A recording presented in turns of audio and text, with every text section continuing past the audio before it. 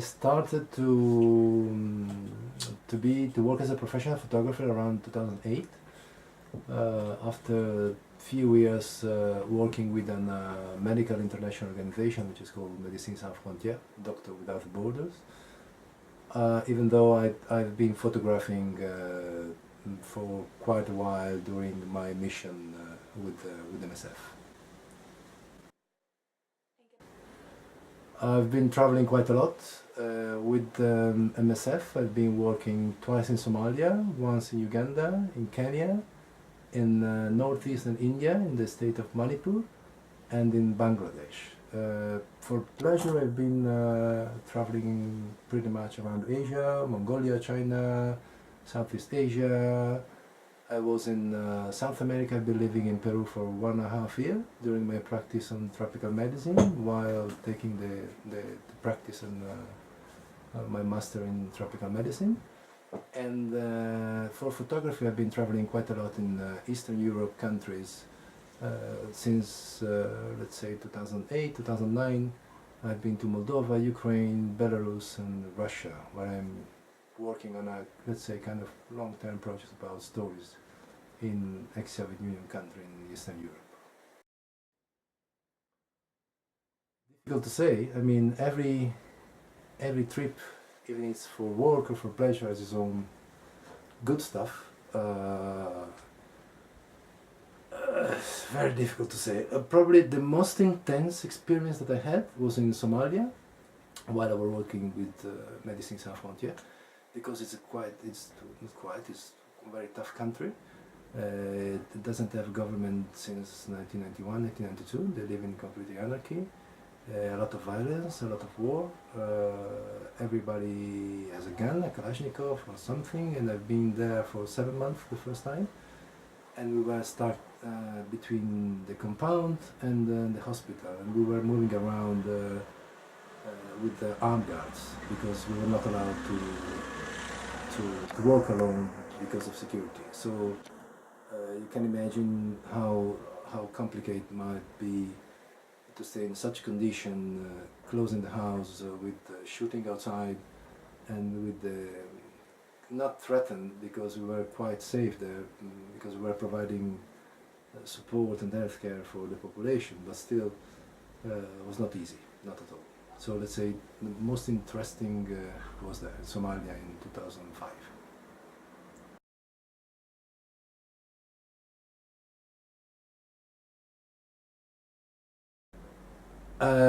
Probably one of the biggest one.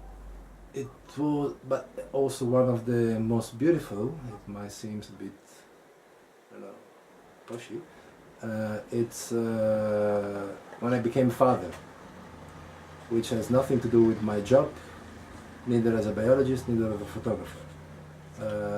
But beside this, which is quite personal, I think was that at the moment when I had to give it up, I decided to give it up with my career with Médecins Sans Frontières, and deciding to become a professional photographer, to earn my life with the photography. Because before starting working with MSF, I wanted to become an epidemiologist. So I had the idea to work in the field with the organization and then move to the capital in Amsterdam, in Holland, where I was working for the Dutch session in MSF, and then to have my career, let's say, inside of the organization. But then at that point in 2008, I had to decide, because of personal and family issues, either to keep working with MSF or shift on and stay with my partner and working as a photographer. So that was, let's say, a tough decision, and I think I did it right. Photography for me, like it was biology, it's a tool, a way that would allow me to have a lifestyle that I've been seeking for, I've been looking for since when I discovered what does it mean travel, what does it mean knowing other culture, other people, and to adapt to other situations. So photography for me might sound strange, but one of the biggest reasons why I decided is because I thought it would allow me to have such a lifestyle, such kind of life. Beside that, of course, I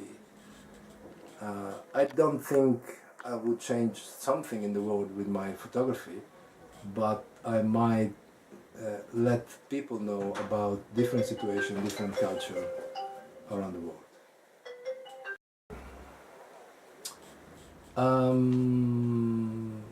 As I said before, I love to take a picture, to work as a photographer, because it's enriched me, enriched my soul, my way of living, my way of thinking, and the way I do relate myself with other people. I think this is one of the most important things that gives me photography.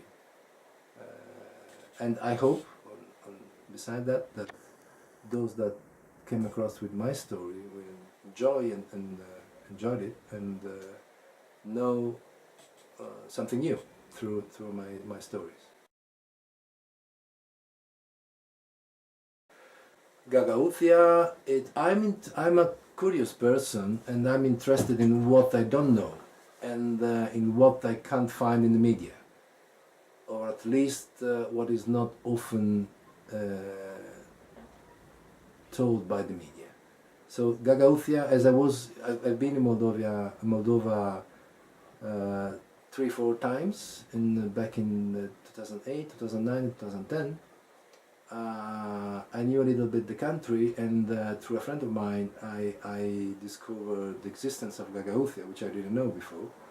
And while searching, I realized that was actually a quite, let's say, hidden country, hidden story. Not so many people know about it, and that's why I thought that would be interesting for me and for the people to know about this piece of land, which has its own autonomy, its own history, and so I thought it could be interesting to come here and to try to discover what it exists, what is the difference from the other differences from the rest of the country, which is Moldova, and to highlight these topics, these kind of things.